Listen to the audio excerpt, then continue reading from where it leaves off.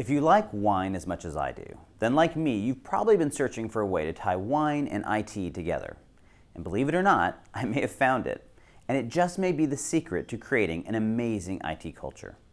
Hi, I'm Charles Araujo, and you're watching the Transform IT Show, presented by the Intel IT Center. Today is going to be a fun and casual episode. A few weeks ago, I sat down with Frank Wander. Frank has had a fascinating career that led him from being a turnaround CIO at one of the largest companies in the US to becoming the author of a book called Transforming IT Culture. And what he has to share with us about the importance of culture and how to look at your team differently may surprise you. If you're watching this episode at airtime, don't forget to participate in our live Twitter chat. Use hashtag ITChat to participate. And if you're not, make sure you catch the next one live so that you can join in the conversation. Okay, here we go. It's time for wine, culture, and people to come together.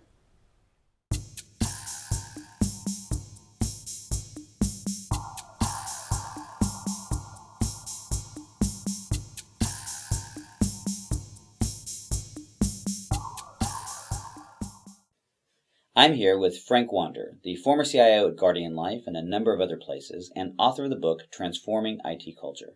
Frank, welcome to the Transform IT Show. Listen, absolutely thrilled to be here. Thank you, Charles. Great, and I love our setting, which we're going to talk about in just a minute, but I want to dive right in and talk about one of my favorite subjects, culture, and of course you wrote the book on culture.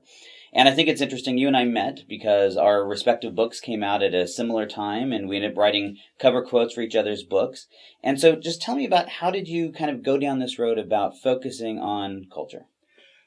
I realized from all the turnaround transformations I did that culture really represented how we work together. You know, companies are very good at understanding their processes, which is how work gets done, and governance, which is how decisions get made, but they really hadn't defined how they work together. So I became fascinated by it because ultimately IT is all about a lot of people working together to do great things. And so you coined this phrase, and I don't remember exactly, human capital or human infrastructure, right? Human infrastructure. And so talk to us about what that means. Well, I came to the conclusion that when people work together, right, there are all these human factors involved in how they actually interact with one another. Human factors of innovation, leadership, collaboration. And I realized companies had great tools to gain insight into how their networks were working, their computers, even the building, management system that would check on the elevators. But for the human infrastructure, there was nothing because, they're just disposable parts in most companies. I think it's interesting. Obviously I spend a lot of time talking with CIOs. You have been a CIO for a long time. And it's kind of like there's this weird thing when it comes to culture. We all talk about it. And yet when you get in and start talking to, in my opinion, really executives, a lot of times they kind of roll their eyes a little bit like, yeah, of course culture is really important, but they aren't really doing anything about it. I mean, you took it to a very definitive level, right? How did that play out or how did that happen? I became fascinated by culture. And as I dug into the human factors, I realized that there were so many different factors like expectations, meaning, all the things that drive collaboration, which are pro-social behaviors and others, that just don't have to be an accident. You can design all this stuff into the environment. And I became very interested in culture by design, really, and more importantly, what are those human factors that really drive great success? And I put those into the book with the intent of the book being an operator's manual of sorts, the missing operator's manual for the human infrastructure, basically. But I think what's important about this, because there's people like me that, I don't want to say that I write theoretically, but I kind of at this 50-foot, 1,000-foot level. But you live this. Yep. This was a direct result of how you found success by driving culture or designing that culture with intent, right? So, give some examples of how this actually played out in your career, how you saw that come to be. But interesting, a lot of life is serendipity. Where we end up is usually not a product of some incredible design of a journey that I had in my head early on. I fell into IT. I was a bio major. I was actually good at it, so I got to turn around things. As you turn around things in a business like IT where there's so many problems, you get a lot of opportunities to do turnarounds. As you do turnarounds, pretty soon you're doing them across companies, and then I spotted a pattern. And the pattern was things were failing because no one understood how to get the best out of the people and build a high-performing environment. And I realized that, social cohesion, which is relationships and how we fit together, which ultimately drives collaboration, was a completely misunderstood thing, unappreciated. And I started working a book. And I said people should know about this, appreciate it, and understand it. So we're obviously in this unique setting, and you and I both have this deep love of wine. And so beyond the fact that we should just be drinking one of these bottles, there is a reason we're here. And so explain to us the relationship you see between culture and wine. Well, culture really represents what people do that's great. And we remember great ancient cultures for their art, to be honest with you. And to me, wine is art. And most importantly, it's art you could share with others, like all great art. And every wine and every bottle has a story, and there's an artisan behind it. And in IT, we're craftsmen, and we have to work together to create our own art. Because at the end of the day, when you look at it, programmers are craftsmen and engineers in IT are craftsmen, and we're crafting these great works. They're craftsmen of the modern era. And I love wine because it's meant to be shared, and it's done by craftsmen, and it's fun. And there's a unique flavor. I mean, not just the taste, but I mean literally how it's come. I mean, like I said, I love wine, and so I'm always fascinated how two different winemakers can take the exact same raw material, this grape juice, and it's how they combine it and mix it to bring it together that makes their bottle unique for good or bad. And I mean, it's similar, right? Oh, it is so incredibly similar to companies that have great outcomes. Because when you look at wine, it's not just the winemaker, which is really the artist that we talk about in IT, but for wine, it's the soil as well. They call it terroir. And for people who are working in an environment like a corporation, the soil is that culture and that environment that they're working in. So you could take great grapes and you can make terrible wine by putting them in a bad location. You could take great talent and have horrible outcomes by putting them in a very bad culture, because the soil's conductive and the culture is conductive. Yeah, it's interesting, I think, because as we look at that, it stands in such stark contrast, in my opinion, to the way so many people look at, I mean, rather than just IT, business organizations, right? We tend to want to treat it like it's a machine. And here you're talking about how it's this finely crafted art of bringing it together. I mean, that's pretty different than what I think a lot of people think right now. Yeah, I do believe that the future is going to be human understanding brought into the workplace. People will become experts at managing this human or talent infrastructure as well as they can manage a network. And in fact, that's how greatness will be produced. And it won't be by chance. It'll be because people understood how to create a high-performing culture or organization where both the people and the companies flourish. And that is the future. And when you look at the companies flourishing today, they're getting the talent culture piece right. No question in my mind. And I think it's interesting, too, because I think we've been talking, GE brought forward this idea that human resources was a strategic differentiator. But I think in a lot of ways, we've still been treating that from the perspective of go hire the right people, get good incentive plans. But you're really talking about a much deeper level of this, of literally treating them with a discipline that we might treat our quote unquote other infrastructure, but without dehumanizing it, right? I mean, I think that's interesting. I have a weekly newsletter that goes out. It's called The Rehumanization of Work. And that is, in fact, what's taking place. During the industrial era, we took the craftsmen of the prior era and dehumanized them by putting them into these industrial environments where we value them for their hands and being able to turn apart on an assembly line. Frankly, the rehumanization of work is all about bringing back this human understanding and caring about other people, like existed in craft shops in the 1700s, even in the early colonial days here, or craft shops in Europe. And that is without a doubt where we're heading, because that's where the winning companies are coming from. It's just a matter of time. I mean, that's the funny thing. I mean, I think just as a human, I find that's just the right thing to do. But we are, I think, in this fascinating time, because it's also now, as you said, it's the companies that are winning are the ones that are figuring out how to do that right. Absolutely. So a lot of it today comes down to getting leaders who innately know how to do this. If you look at what Google did, for instance, the founders cared about people deeply, but they also went to visit SAS, which was one of the best companies to work for, to say, what do you do that makes your place so great? And you have such great talent, and the talent produces, and they took those practices, embellished them, and that became Google. So they got it from the beginning. And if you have leaders that care about it and get it, you can do it. If you have leaders who don't care about it, then in fact it's a blind spot and they suffer the consequences. Which unfortunately I think tends to be more the norm than not. And what I struggle with is on so many levels, this seems so obvious. This seems very natural. I mean, nothing that you say, or I think that anybody who's listening or watching this sits there and goes, oh, that doesn't make any sense. I mean, it makes sense. Everyone can Yes. listen to that and say it makes sense. And yet, it doesn't happen, right? I mean, so why do you think that there's such an occurrence within IT organizations in particular, although I know you're starting to work more broadly across business, so I know this isn't unique to IT, but Yes. why is it that managers and leaders have such a hard time with this? And that gets to the basic question, which is, why did I even have to discover this?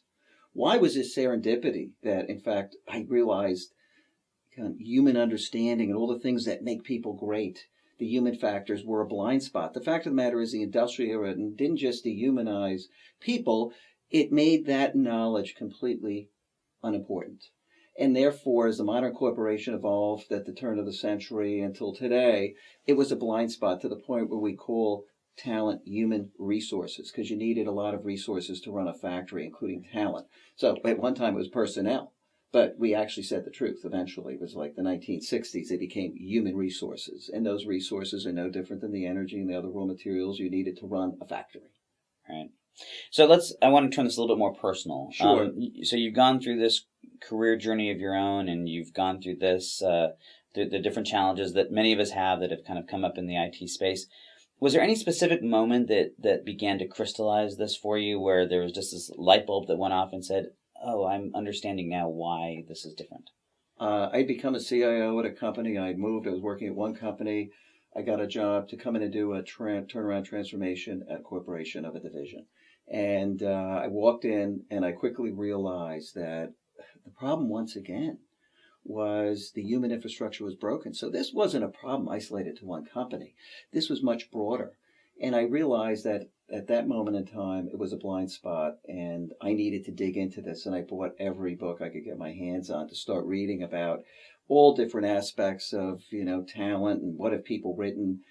Howard Gardner's book on multiple intelligences, Daniel Goleman's book, EQ. I was fascinated by humans and living things because I was a bio major. And it fit very well with me because that's what motivates me and drives me anyway. So for me, it was a fun part of the job.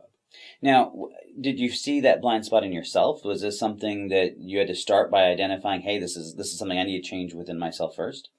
I realized that I was employing practices that, and frankly, I was just doing it innately. I knew we had to have fun. I knew we had to collaborate and get along. I knew, in fact, if you set high expectations, somehow I knew it, that people rose to it. I guess over time I had witnessed that this stuff worked and began employing a set of tactics. And when I dug into it, you find out that there's probably 80 or 90 years of research in industrial organizational psychology and other things that make it very clear that this worked because it is a science, and that science has failed to be applied in the workplace, unfortunately. Yeah, and it's actually very old science, right? I mean, I think we have research that goes back, but I mean, I'm also a fan of kind of the classical. It goes back a long way. I mean, we've known these elements about human nature for a very long time. You bet. There's really no mystery to it. There's a lack of education and understanding.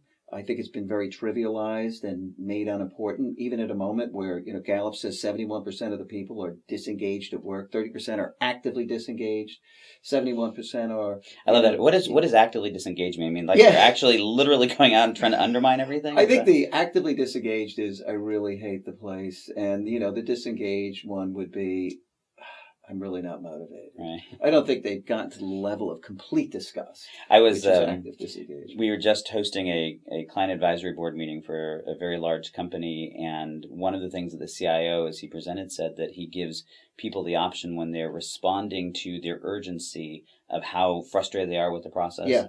One of the levels that they can literally choose is just kill me now. Right? I love it. Because I think it is. I mean, we have to acknowledge that Yes. we are creating environments that people literally get to that point, and if you don't respond to it, if you don't acknowledge it, they do just completely turn off. And in reality, there is a sixth sense of leadership. And, I've been interviewed on the sixth sense of leadership. And the fact of the matter is, as a leader, you must know the baseline kind of behavior or operating state of everybody. And to the degree you can, and you should notice changes, and you should go up to people and say, hey, you're looking a little down today.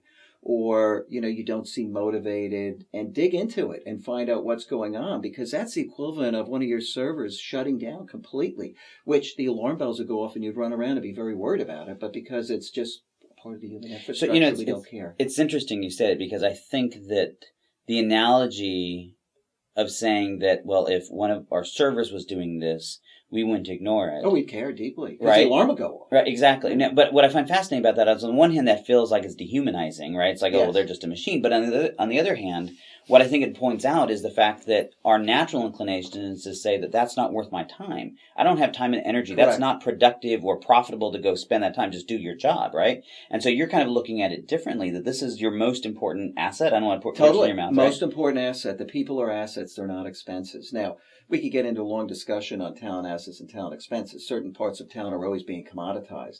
But the people that count are assets. And you better understand where your assets are, and you better care about them operating at peak performance. And it's very simple to go over and say, empathy is noticing, right? And compassion's responding. Just to be a little empathetic and say, you look a little bit down. Can I help you? And you probably can't. Maybe you can. But just by asking, their mood goes up, and therefore their productivity goes up. And by the way, that's proven by research at Wharton University. And isn't that ironic, right? So Yes. By viewing it as an asset, which is kind of the opposite of what we're talking about, we're actually creating a much more human environment in which people respond and react positively, right? I mean, correct. It's correct. So going back to this moment at whatever point it was in your career where the light bulb kind of went off. Yeah. How did you react to that personally? What did you do differently once you kind of uncovered this secret? I became very motivated to learn everything I could about it, and to try to understand it and realize that whatever I was doing, I could improve on it, for sure.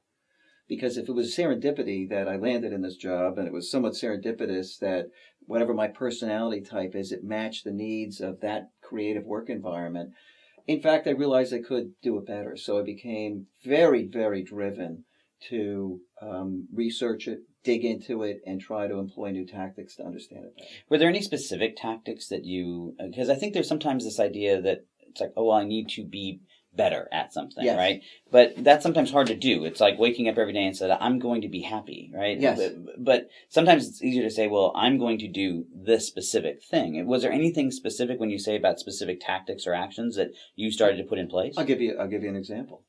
I realized that the mood or social climate was incredibly important, and I realized that there were human factors that were taking it down. So I began to map in my office what I saw as the organization and kind of a heat map of the place in terms of, what was the mood as I went through the place, was up or down. And if I found moods down or changing, I wanted to dig in and do something about it. I also would, do maps of relationships to try to understand what the state of relationships were. So if, I came to a meeting and I saw two people at opposite ends who I didn't think should be sitting that far apart, and repeatedly there was a lot of social separation, I knew there was a problem there. And I might go up and say, hey, you guys not getting along? What's cooking? Because them not getting along meant an awful lot of stuff that had to be talked about and happen on a project wasn't happening. So they must have had a falling out. And I need to know that. And I would dig in, because if those two parts of the infrastructure need to work together, guess what? You better dig in and get it working. I mean, it's what I find so fascinating about your work, of how you are taking this very deliberate, almost scientific view of this very esoteric thing that is hard to understand. And I think that probably appeals to a lot of people in IT, because it helps make it a little bit more tangible. I mean, how did was that just naturally where you went with it? I mean, because I think it's a little unusual. That's where I went with it. And, as I moved on, I began to talk about this stuff in town hall meetings. I actually had town hall meetings where I brought up a picture of the brain and talked about, this is the tool we're going to use. And, the limbic system is a threat sensor, and you could turn this piece of equipment off if you treat this other person in an antisocial way, or you threaten their survival. And we want all of the equipment working the best possible in this place, so we're going to collaborate. Yeah, I made this part of the mission, at least for me. So you've been leader of, I don't know how many people know Guardian Life, but a very large Fortune 100, I think, company, right? Fortune 200. Okay, so but a big place, right? Large staff.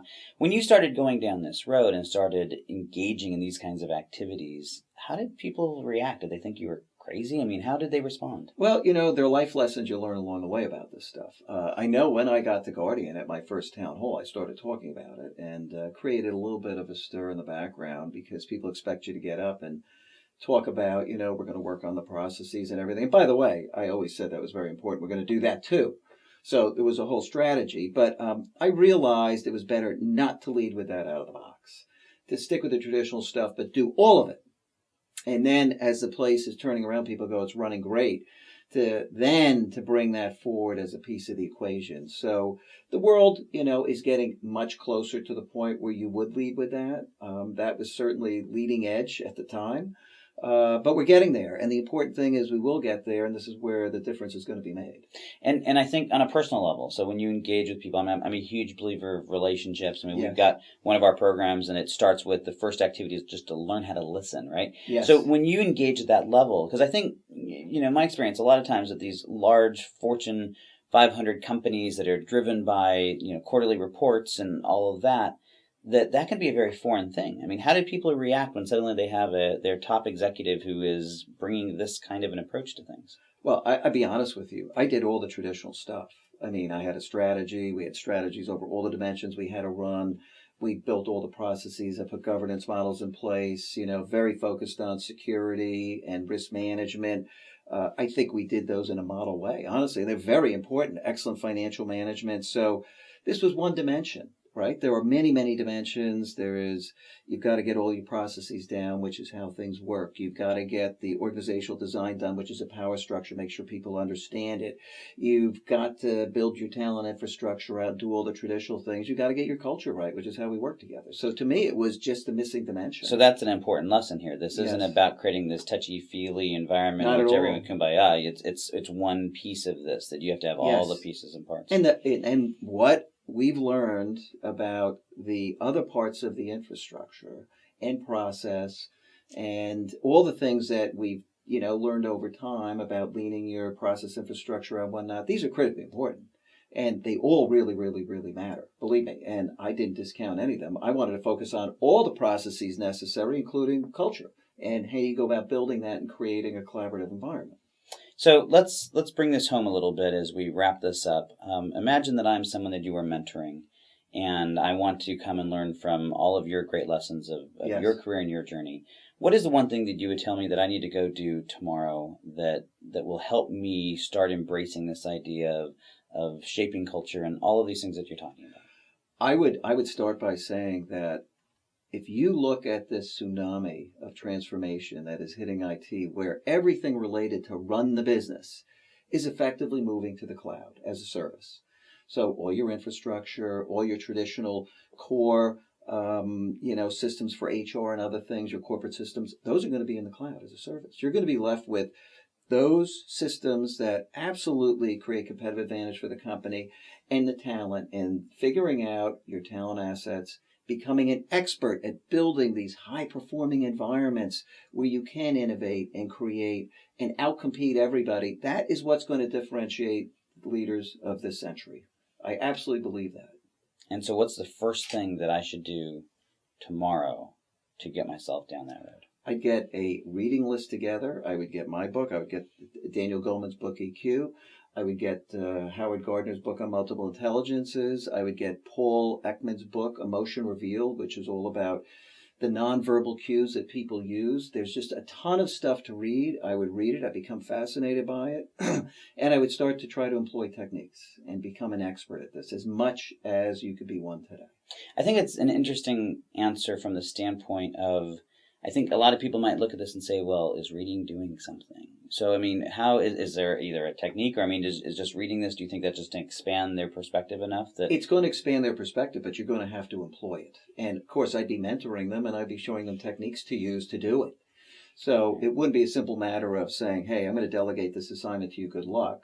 Mentoring is teaching. And, So should they go try to find a mentor? Would that be something that you might I would do? think so, yeah. Somebody who is absolutely great at managing this. They could learn a lot. I learned a lot along the way from people I worked for. And in a mentoring relationship where you don't work for them, they could be totally open and honest, and you could be vulnerable. That's very powerful. Interesting. Well, Frank, this has been a fascinating conversation. I do hope people follow up on what you're saying Yep. and read all of these books. In fact, maybe you can give us a list of those and we'll put them in the show notes here that That'd be people can great. actually go I'll through do that. And I think it's a fascinating journey, and I think you're a great lesson in that. So thank you very much for being on the show. Thrilled to be here, and thanks for having me. Wasn't that a fascinating and refreshing look at culture? What I love most about Frank's perspective on things is how he sees human infrastructure as an asset. But rather than that perspective being dehumanizing, it's the exact opposite. By seeing people as our most important asset, we are challenged to cultivate and protect that asset by treating people as humans rather than machines. I think it's a very refreshing perspective that might take you years to really dig into. If I can sum up his advice to all of us, it's that you need to be prepared for the massive changes that are coming and that will demand expertise in creating high-performing, highly innovative environments. And to do that, you need to start educating yourself on culture and on the emotion that drives each of us and our organizations. And you need to start putting that knowledge into action right away. But the first step is to be willing to accept that each of us must be in a constant state of learning, and that the most important things that we must be learning today have little to do with technology and everything to do with people. So that's your challenge. How can you begin or continue your lifelong learning journey and begin learning more about what drives each of us as humans?